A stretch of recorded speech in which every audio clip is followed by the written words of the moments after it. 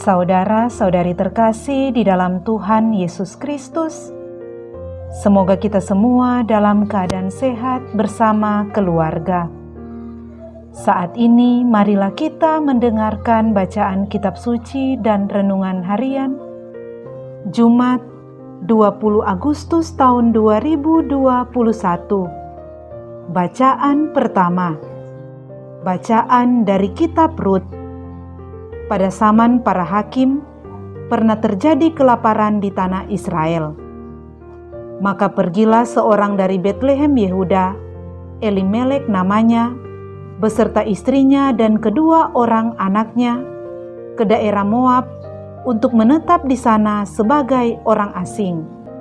Kemudian meninggallah Elimelek, suami Naomi, sehingga Naomi tertinggal dengan kedua anaknya.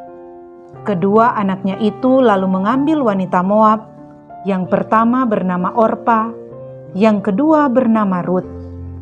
Dan mereka tinggal di situ kira-kira 10 tahun lamanya. Lalu matilah pula kedua anaknya, sehingga Naomi kehilangan suami dan kedua anaknya. Kemudian berkemas-kemaslah ia dengan kedua menantunya, mau pulang meninggalkan daerah Moab. Sebab di daerah Moab itu Naomi telah mendengar bahwa Tuhan telah memperhatikan umatnya dan memberikan makanan kepada mereka. Orpa lalu mencium mertuanya, minta diri pulang ke rumahnya. Tetapi Rut tetap berpaut pada mertuanya. Berkatalah Naomi, "Iparmu telah pulang kepada bangsanya dan kepada para dewanya. Pulanglah juga menyusul dia." Tetapi Rut menjawab, "Janganlah mendesak aku meninggalkan dikau dan tidak mengikuti engkau. Sebab kemanapun engkau pergi, ke situ pula aku pergi. Dimanapun engkau bermalam, di situ pula aku bermalam. Bangsamulah bangsaku, dan Allahmulah Allahku." Demikianlah Naomi pulang bersama-sama Rut menantunya, yang berbangsa Moab, dan turut pulang. Dan mereka tiba di Betlehem pada permulaan musim panen jelai. Demikianlah sabda Tuhan. Syukur kepada Allah. Bacaan Injil. Inilah Injil Yesus Kristus menurut Matius. Dimuliakanlah Tuhan. Ketika orang-orang Farisi mendengar bahwa Yesus telah membungkam orang-orang Saduki, berkumpullah mereka. Seorang dari antaranya, seorang ahli Taurat, bertanya kepada Yesus hendak mencobai dia, "Guru, hukum manakah yang terbesar dalam hukum Taurat?" Yesus menjawab, "Kasihilah Tuhan Allahmu dengan segenap hatimu, dengan segenap jiwamu, dan segenap akal budimu. Itulah hukum yang utama dan yang pertama.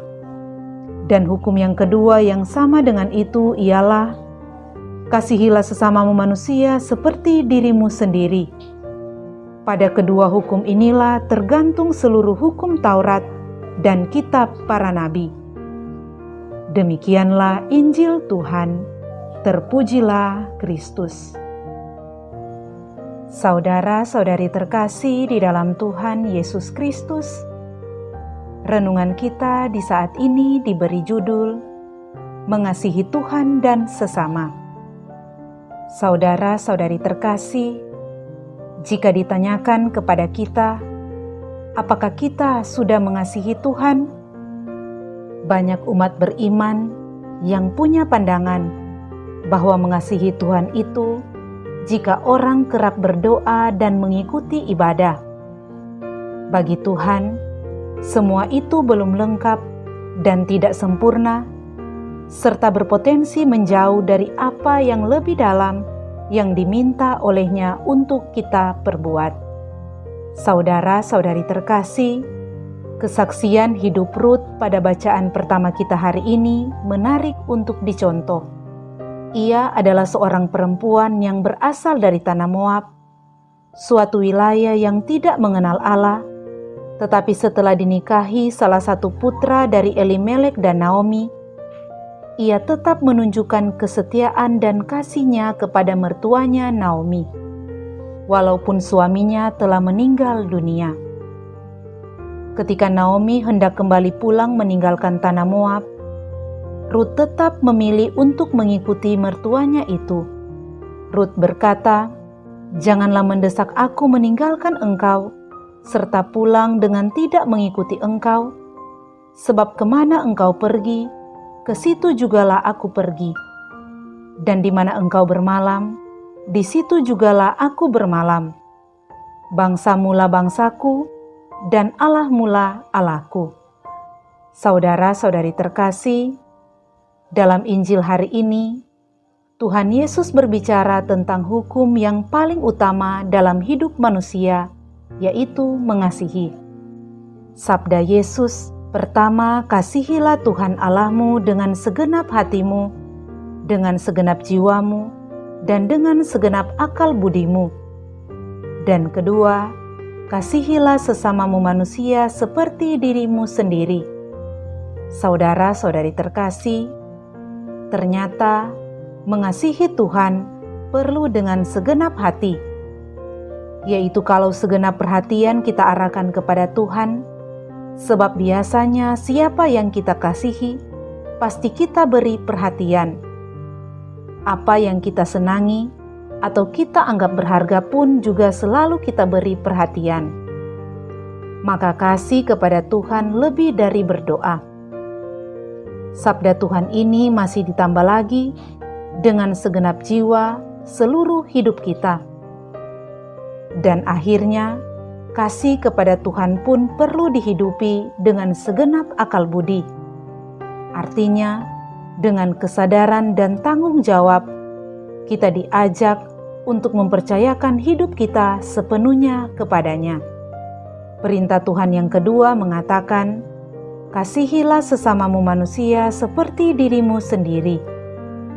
Ini merupakan perwujudan kasih kita kepada Tuhan. Sebab mengasihi Tuhan tanpa mengasihi sesama sebenarnya tidak lengkap, bahkan menipu. Kita diajak berbuat yang terbaik bagi orang lain, memberi perhatian, memberi tanpa mengharapkan balasan, dan mau mengampuni. Jika kita renungkan dengan sungguh-sungguh, dua perintah yang kelihatannya singkat dan sederhana ini, di situ sudah termasuk 10 perintah Tuhan yang kita kenal.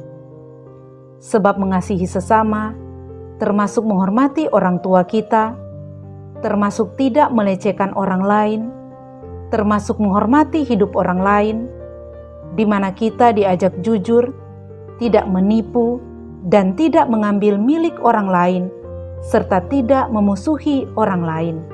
Saudara-saudari terkasih, inilah inti hidup seorang pengikut Kristus.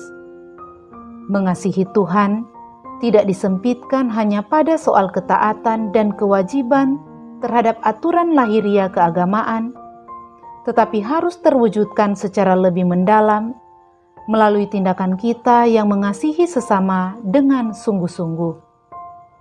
Semoga melalui bacaan hari ini kita diajak untuk semakin mengasihi Tuhan dan sesama manusia.